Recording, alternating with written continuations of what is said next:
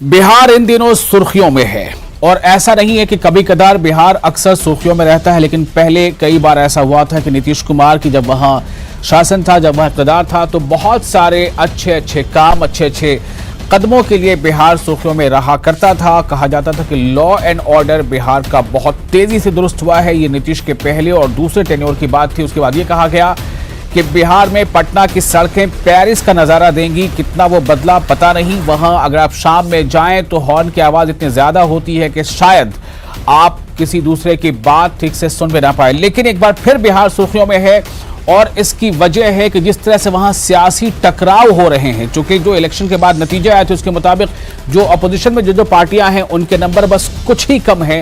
इस हिसाब से अगर देखा जाए तो बिहार में वहां की आवाम ने जो मैंडेट दिया उसके मुताबिक अपोजिशन को भी उतना ही मजबूत बनाया है। लेकिन क्या बरसरे इक़्तिदार जमात मजबूत अपोजिशन को कमजोर करना चाहती है?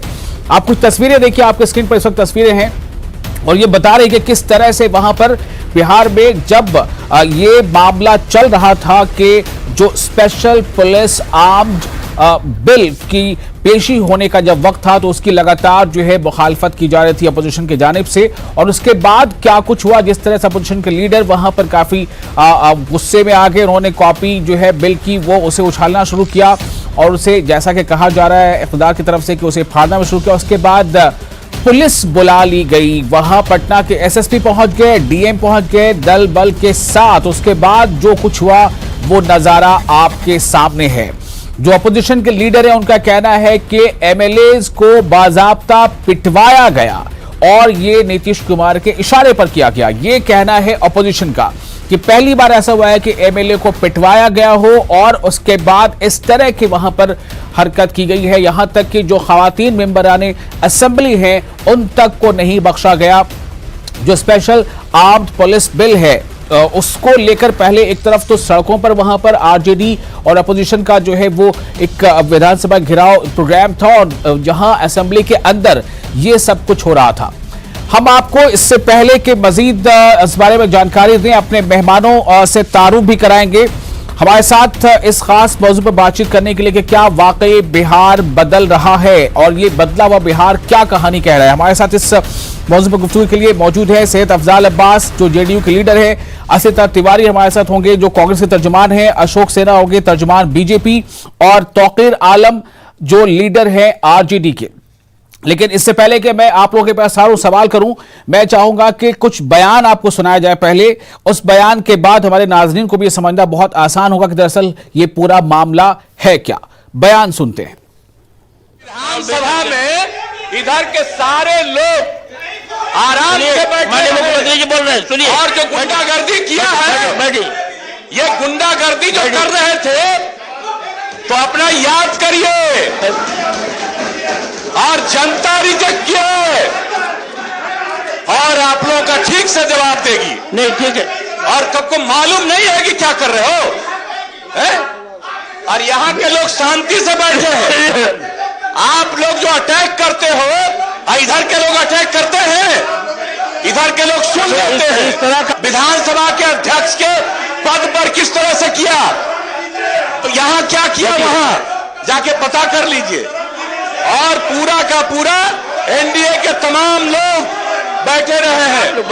आप लोग बात कर रहे हैं। विपक्षी विधायकों को लात घूसे, महिलाओं का जिस प्रकार से नीतीश कुमार जी ने चीर हरण कराने का काम किया, बाल पकड़ के खिंचवाना, साड़ी निकलवाना, विधायकों को नीतीश कुमार जी के इशारे पर लात घूसे, मां बहन की गालियां देकर के जिस प्रकार से पुलिस वालों ने जूतों से मारने का काम किया, कितनी भी निंदा की जाए वो कम है। और इतिहास में ऐसा कभी नहीं हुआ इस देश में कि विधायकों को जिस प्रकार से पीटा गया, मां बहन की गाली दी गई। जो खुद अनुकंपा पे मुख्यमंत्री, बैसाखी पे मुख्यमंत्री हैं, ये जो हिटलर शाही, तानाशाही जो चलाने का काम किया सदन में, याद करना चाहिए जो कानून पेश किए हैं आज तो विधायकों को विधानसभा में पीटा जा रहा है, सादे कपड़ों में पुलिस को, बाहरी लोग को बुला करके पिटवाने का काम किया गया है। तो घर में भी विधायकों को पीटेंगे, लेकिन इसी कानून के तहत नीतीश कुमार जी जान लें कि कोई वो परमानेंट सीट पे बैठने वाले नहीं है। अब हम सीधे आते हैं अपने मेहमानों के पास। हमारे साथ अशोक सिन्हा है, तर्जुमान बीजेपी, और तौकीर आलम आरजेडी। तौकीर, सबसे पहले आपसे जानना चाहूंगा कि कितनी सच्चाई है तेजस्वी यादव के इस बयान में, चूंकि आज नीतीश कुमार ने जो सदन में कहा है कि पहले शुरुआत अपोजिशन के मेंबरान की तरफ से हुई थी, उन्होंने पहले तशद्दुद बर्पा किया था। मैं इस बात से आपको अवगत कर देना चाहता हूं जी कि हमारे साथी तेजस्वी यादव ने जो वर्तमान परिस्थिति में जो आरोप लगाया है वर्तमान नीतीश सरकार के ऊपर, ये बिल्कुल जायज है। क्योंकि हमारे साथी तेजस्वी यादव का यह कहना है कि पहले से ही पुलिस बर्बरता दिखाती चली आई है, गरीबों पर जुल्म करती चली आई है, शोषितों पर अत्याचार करती चली आई है। अगर आप बिहार सशक्त पुलिस बिल लाते हैं तो यह पुलिस अब पुलिस नहीं, आपका एक गुंडा के रूप में काम करेगा। एक काला कानून, ऐसा कानून है कि बिना वारंट के गिरफ्तार करने की जो प्रक्रिया है वो किसे करेगी? वो गरीबों को करेगी, शोषितों को करेगी, दलितों को करेगी, अल्पसंख्यकों को करेगी, क्योंकि ये जुल्म बराबर होता चला है। और जब ये बिल के द्वारा उन्हें ताकत मिलेगी तो वो जो है उन्हें और भी ब्लैक करेगी और उसे फंसाने में कहीं से भी कहीं कोई कोशिश नहीं करेगी। हमारे साथी तेजस्वी यादव ने यह भी कहा, ये कैसा पुलिस काला कानून है कि जो बिना सर्च वारंट के शक की बुनियाद पे गरीबों, शोषितों, दलितों और मुसलमानों के घरों में घुसकर जी सर्च करेगी और उन्हें तो क्या ये वजह थी कि असेंबली के अंदर जो अपोजिशन के एमएलए थे वो आपे से बाहर हो गए? तो नहीं होंगे वापस, क्योंकि पुलिस बल एक इतनी बड़ी शक्ति होती है जो पहले से ही बिहार में पुलिस का रवैया रहा है, जिसे हमारे साथी तेजस्वी यादव, हमारे राजद का हमेशा उस पर आरोप लगा है कि यह पुलिस, बिहार की पुलिस की जो रवैया है गरीबों, शोषितों।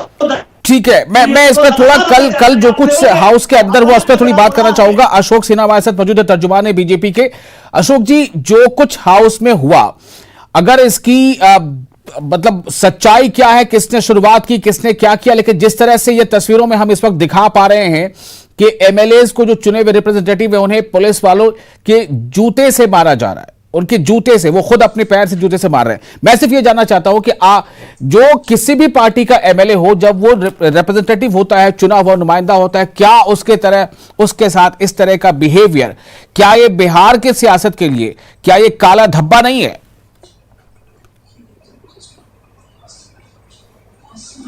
आजम साहब, मैं क्लियर कर दूं जी। मैं समझता हूं कि डिबेट के शुरू में आपको इस चीज पे चर्चा करानी चाहिए थी कि ये तौकीर आलम या कोई भी आरजेडी के लोग या कांग्रेस के लोग हैं, क्या ये जिस चीज का प्रोटेस्ट कर रहे थे उसको समझ रहे हैं? अरे ये इस तरह के कानून ऑलरेडी एग्जिस्टिंग है सीआईएसएफ के लिए, और बिहार पुलिस का एक स्पेशल तबका जो कि फैक्ट्रीज को, रिलीजियस प्लेसेस को, एयरपोर्ट को प्रोटेक्ट करने के लिए बनेगा, उस इसको आम पुलिस से कोई मतलब नहीं है। ये है ही नहीं आम लोगों के लिए। पहली बात तो इनकी अज्ञानता है, ये समझते नहीं है। दूसरी, आपने आजम साहब, आपने देखा, आप जरा फुटेज दिखाइए कि लीडर ऑफ ओपोजिशन कैसे अध्यक्ष की कुर्सी के सामने खड़े होकर अपने एमएलए को प्रोवोक कर रहे हैं, और इनका एक एमएलए ये आसन पे बैठ जाता है अध्यक्ष के, और अध्यक्ष को जी हाईजैक कर लेता है। लेकिन मुझे अशोक जी सिर्फ एक सवाल का जवाब दे दीजिए, क्या कभी विपक्ष में रहते हुए आपकी पार्टी के लीडर या किसी भी पार्टी के लीडर की तरफ से ऐसा आचरण क्या नहीं हुआ होगा? सवाल सिर्फ इस बात का कि क्या इस बात की वजह कर पुलिस को बाहर से बुलाकर उसे ये इजाजत मिल जाती कि वो जूतों से एमएलए को मारे? नहीं, फिर मैं इसे ऑब्जेक्शन है हमको। ये आप क्यों कह रहे हैं कि जूतों से मारे? आप देखिए कि पूरे भारतवर्ष में किस स्टेट असेंबली में स्पीकर के चेयर को ऑक्युपाई कर लिया जाता है और स्पीकर को बंद कर दिया जाता है? आप एक उदाहरण बता दीजिए। दूसरी, एक ऑर्डर में लाने के लिए जब मार्शल से इन लोगों ने मारापीटी करना शुरू कर दिया और पूरे हाउस को ये सब रैंसैक कर दिया, वहां पे सेक्रेटरी के कुर्सी को फेंक दिया गया और क्या नहीं किया गया, रण क्षेत्र में बदल दिया गया। ठीक है तो मिस्टर असित तिवारी हमारे साथ मौजूद है, कांग्रेस के तर्जुमान है। असित, क्या ये तमाम बातें जो अशोक जी कह रहे हैं, ये तमाम बातें क्या इस चीज का लाइसेंस दे देती हैं कि एमएलए को बाहर से आई पुलिस हाउस में जूतों से मारे? ये तस्वीर हमारे पास हम दिखा रहे हैं किस तरह से पुलिस वाले जूते से मार रहे हैं, अपने पैर लगाए उन्होंने एमएलए के जिस्म में, इसलिए मैंने ये सवाल उठाया। विशाल जी, अभी एक दारोगा विधायक को जूतों से मार रहा है, कल एक कांस्टेबल मंत्री को जूतों से मारेगा, परसों एक चौकीदार जो है मुख्यमंत्री को जूतों से मारेगा। इन्होंने एक परंपरा शुरू कर दी है। ये कौन लोग हैं? दंगाई लोग हैं। कौन लोग हैं? मवाली लोग हैं। दंगाइयों और मवालियों से आप और क्या उम्मीद कर सकते हैं? ये उसी के समर्थक लोग हैं, उसी के बलबूते पर राजनीति करते हैं। इनका पूरा राजनीतिक इतिहास ही वही है, दंगों के बल पर राजनीतिक जमीन तलाशी है इन लोगों ने। तो इनको तो वो चीज पसंद आएगी तो वो करेंगे, ये करेंगे। दुर्भाग्य की बात यह है कि ये लगातार झूठ बोल रहे हैं और मैं कई मीडिया हाउसेस की भी बात कर रहा हूं, चैनल अखबारों की भी, कि वो सरकार के इस झूठ में सरकार के प्रचार तंत्र का रोल निभा रहे हैं। कहा जा रहा है कि बंधक बना लिया गया विधानसभा अध्यक्ष को। इन मूर्खों को कौन समझाए कि विधानसभा अध्यक्ष का घेराव होता है, पहले भी होता रहा है, एक लोकतांत्रिक परंपरा रही है। विपक्ष घेराव करता है, कुछ देर घेराव चलता है, फिर विधानसभा अध्यक्ष इनके प्रतिनिधियों को अपने केबिन में बुलाते हैं, चैम्बर में बुलाते हैं, ये कहते हैं हम नहीं जाएंगे, मान मनोबल का दौर चलता है, प्रतिनिधि मंडल जाता है, बातचीत होती है, घेराव खत्म होता है। ये संसदीय परंपरा रही है। इन लोगों ने, चूंकि आपराधिक गिरोह है तो शब्दावली भी वही है। घेराव के लिए किस शब्द का इस्तेमाल किया इन लोगों ने? घेराव के लिए इन लोगों ने कहा कि भाई बंधक बना लिया, अपराधियों का गिरोह, आपराधिक शब्दावली। घेराव शब्द वो लोकतांत्रिक है, वो ये नहीं बोलेंगे तो उसको ये अपने हिसाब से बोलते हैं। ये हुआ। अध्यक्ष जी के आसन पर कोई नहीं बैठा था। हुआ ये था कि हाँ, एक टेबल पर कुर्सी लगा के भाई वीरेंद्र जो आरजेडी वाले हैं, भाई वीरेंद्र, मैं उसका समर्थन। अरे भाई साहब, आप नहीं जानते हैं, आरजेडी के भाई वीरेंद्र बैठ गए थे, सुनिए ना, और वो डिक्टेट कर रहे थे। सुन लीजिए। अरे मैं नाम ले रहा हूं डिबेट में। अशोक सिन्हा जी, मैं भाजपाई नहीं हूं, झूठ नहीं बोलूंगा। गलत बयानी मत कीजिए। तो मैं गलत बयानी मत बता रहा हूं। अरे केवल झूठ बोल रहे हैं आप। दवाई वाई खा के आया कीजिए, धैर्य से रहिएगा, पानी पीजिए, पानी पीजिए, पानी पीजिए। मैंने नाम लिया, मैंने नाम लेके ही कहा था, आप सुन नहीं पाए। पानी पीजिए आराम से। तो वो बैठे, मैं उसका समर्थन नहीं करता, लेकिन अगर सदन में कुछ गलत हुआ तो सदन की अपनी नियमावली है और उस नियमावली के तहत सदन में कार्रवाई होती है। ऐसा पहली बार हुआ कि पुलिस को सदन के अंदर बुलाया गया, ये नियम विरुद्ध था। उसके लिए अलग से नियम है कि कोई बाहरी अव्यवस्था फैलेगी, जो मार्शल संभाल नहीं पाएंगे तब पुलिस आएगी। क्या कोई सदन में बाहरी अव्यवस्था फैली थी? कैसे पुलिस घुस गई? एक मुझे आदमी दिख रहा है, उसके बदन पर वर्दी नहीं है, इसका मतलब वो कोई गुंडा रहा होगा जो एक विधायक के पीठ पर मुक्के मार रहा है। वो पुलिस वाला तो कतई नहीं है, और अगर पुलिस वाला है तो उसने वर्दी क्यों नहीं पहनी थी? वो बिना वर्दी के कैसे घुस गया? असित, आपके कुछ सवालों का जवाब शायद अफजल अब्बास के पास हो। लीडर जेडीयू अफजल अब्बास हमारे साथ मौजूद है। अफजल साहब, सिर्फ एक बात है, चाहे जिसकी गलती रही हो, लेकिन क्या ये पहले हुआ है बिहार में कभी कि पुलिस बाहर से बुलाई गई हो? क्या ये पहले बिहार में कभी हुआ है कि पुलिस ने अपने जूते से विधायक को मारा हो? ये तस्वीर अभी भी सब दिखा रहे हैं स्क्रीन पर। अफजल साहब, विशाल भाई, सवाल जूते से मारने के सवाल ये उठना चाहिए, क्या कभी बिहार में कभी स्पीकर को बंद किया गया है? क्या महिलाओं ने 3 दरवाजे बंद किए हैं? क्या स्पीकर के आसन पे कोई बैठा है? सवाल इस पे कीजिए ना। आप तो इस तरह से आप एजेंडा तय करके बोले कि जूता मार गया। स्पीकर का काम है बुलाना, ये सरकार का भी स्पीकर ने बुलाया होगा। हमारे डीएम आपके इस सवाल का जवाब अभी असित तिवारी ने दिया है। आप चाहे तो मैं फिर से भी जवाब दिलवा सकता हूँ। मैं आसित तिवारी जी को जानता हूँ, मेरे अच्छे छोटे भाई हैं, मैं उनको जानता हूँ। तो यहाँ पे मेरे लिए वो कांग्रेस के रिप्रेजेंटेटिव आरजेडी के हैं और वो आरजेडी के एक बीजेपी के। कौन किसका भाई है मैं नहीं जानता, मुझे अपने डिबेट में सिर्फ ये बताना है कि आप जो सवाल उठा रहे हैं जो विपक्षी पार्टियों से, उसका जवाब अभी दिया आसिफ तिवारी ने। मुझे जवाब दे। आप जब सवाल का जवाब देने का मौका नहीं देंगे तो क्या बोलूं? बोलिए। मैं अपने राजनीतिक जीवन में पहली बार ऐसी घटना देखने को मुझे मिला। ये दुर्भाग्यपूर्ण है। ये आपने माना तो कम से कम कि ये पहली बार हुआ, ये बिहार के सियासत में काला धब्बा है, चाहे उसमें जो भी शामिल रहा हो। लेकिन मैं कह रहा हूं, सुनिए, मैं पटना में हूं, मैंने अपने आंखों से देखा है। मैं सुन लीजिए, पहले आप मुझे मौका दीजिए बोले कि याद म्यूट कर दीजिए आप। बोलिए। सुबह से जेपी गोलंबर से जो प्रोटेस्ट करने की जो शुरुआत हुई, परमिशन नहीं था, उसके बावजूद मस्जिद थे। ये कानून की बात कर रहे हैं। जब आपको परमिशन था कि यहां करना तो नहीं किया मैं, उसके बाद से ये हेलमेट लगा के आ रहे हैं तेजस्वी यादव, तेज प्रताप यादव। क्या क्या क्या इंडिकेशन था बताइए मुझे आप। हेलमेट पहन के आने का मतलब क्या था? चलिए इसको हटाइए आप आसन में बैठ के, आपके विधायक जो है वो जाके बैठ गए, आप रोड पे बैठ गए। मैं मानता हूं कि दुर्भाग्यपूर्ण घटना है। नीतीश कुमार जी को जितनी गालियां तेजस्वी यादव, तेज प्रताप ने दिया है, इतनी घिनौनी हरकतें जो ट्वीट किया है, मैं समझता हूं कि उनको रिजाइन खुद देना चाहिए। कम से कम सियासत सवाल इसी बात है कि सियासत में अगर कोई गंदा है, कोई गंदा काम कर रहा है तो उसका जवाब गंदे तरीके से दिया जाएगा। नीतीश कुमार कभी इस तरह के लफ्ज इस्तेमाल नहीं करते जिससे गंदे तरीके से ट्वीट किया है तेजस्वी यादव, तेज प्रताप ने। अब देखिए, हद तो हो गई। अब कहा लालू यादव, नीतीश कुमार, रामविलास पासवान मरहूम हुआ करते थे, इन लोग के लेवल के आदमी। आज तेजस्वी यादव जिस तरह से ट्वीट किया है, शर्म की बात है। बिहार की आवाम देख रही है। आरजेडी के लोगों को तो बोलने का मौका नहीं देना चाहिए इस तरह की बात। तौकीर आलम साहब जवाब दीजिए, जहां आपको मौका मिलेगा, जहां सबको मौका मिलेगा। न्यूज़ 18 उर्दू में सबको मौका मिलेगा। तौकीर आलम जवाब दीजिए। आप लोग बेशर्म लोग हैं, आप समझ कीजिए कि आप सदन में एक विधवा महिला, अत्यंत पिछड़ा महिला अनिता चौधरी को आप उसके अजमत, उनकी साड़ी को खुलवा डाला, उन्हें फुटबॉल की तरह उछाल कर समय से बाहर फेंका दिया। ये इससे बड़ी सन की बात और क्या हो सकती है? इससे बड़ी सन की बात और क्या हो सकती है?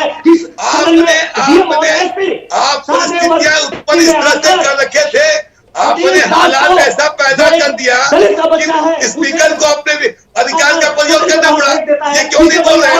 क्या नीतीश कुमार जी ने कहा कि मार्शल लगाइए? क्या नीतीश कुमार जी का पावर है? एमएलए का पावर है? स्पीकर ने बुलाया था।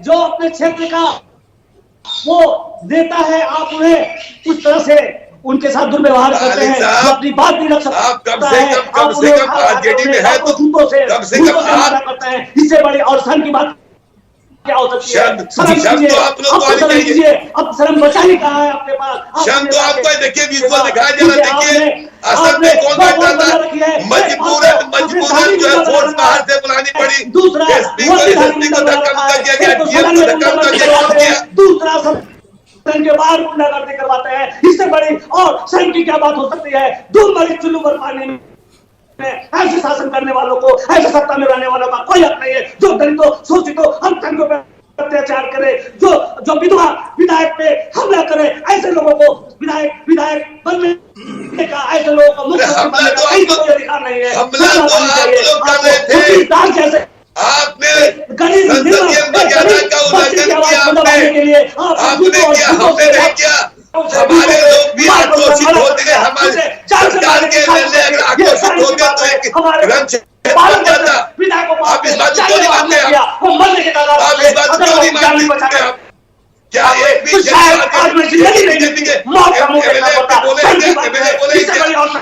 की बात क्या हो सकती है कि बलबस्ती आप मैं थोड़ा सा वक्त लेना चाहूंगा। अफजल अब्बास साहब और तौकीर आलम, अशोक सिन्हा हमारे साथ मौजूद है, आसिफ तिवारी भी है। मेरा सिर्फ एक सवाल है, क्या सड़कों पर बंद इससे पहले किसी पॉलिटिकल पार्टी ने इस तरह से नहीं किया? अगर किया तो फिर आप दूध के धुले कैसे हो गए? सवाल इस बात को लेकर कि क्या बिहार में इससे पहले कभी बाहर से पुलिस बुलाई गई? क्या बिहार में एमएलए को पुलिस ने धक्का दिया? क्या बिहार में हाउस के अंदर से एमएलए को धक्का देकर, सीढ़ियों से गिराकर उसे जूते से मारा? सवाल इस बात को लेकर अशोक जी। आप पूरे विधानसभा का इतिहास एक बार खंगाल लीजिए। क्या, मैं आपसे काउंटर क्वेश्चन में इसका जवाब पूछ रहा हूं, क्या कभी इस तरह से किसी भी सेशन में किसी पार्टी के विधायक ने इस तरह का क्रिमिनल बिहेव किया? मुझे एक सवाल का जवाब दे दीजिए। क्या इससे पहले बिहार की असेंबली में पुलिस अंदर आई थी? क्या पुलिस अंदर आई थी इससे पहले बिहार की असेंबली में? इस तरह से पुलिस आई थी? ये इसके पहले कभी असेंबली में घुसने के लिए विवश नहीं किया गया था। ठीक है, इस बार प्रोवोक किया गया। अब सवाल आप पर आता है कि आखिर अपोजिशन अपनी हदें पार क्यों करता रहा हाउस के अंदर?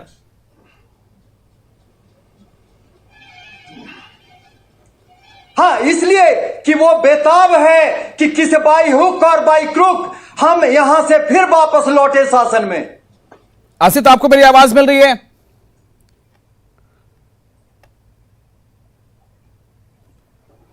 सवाल इस बात को लेकर है कि क्या वाकई बिहार में ये काला एक अध्याय नहीं है, काला बाब नहीं? अगर है तो ये किसके दौर की बात लिखी जाएगी? तौकीर आलम, मैं आपसे ज्यादा पूछना चाहता हूं कि जो नीतीश कुमार ने आज कहा है, उन्होंने आज ये बात कही है हाउस के अंदर कि अपोजिशन के लीडर्स आपे से बाहर हो रहे थे और शायद इतने बाहर हो गए कि पहली बार बिहार में पुलिस को बाहर से बुलाना पड़ गया और जूतों से पिटवाना पड़ गया एमएलए को।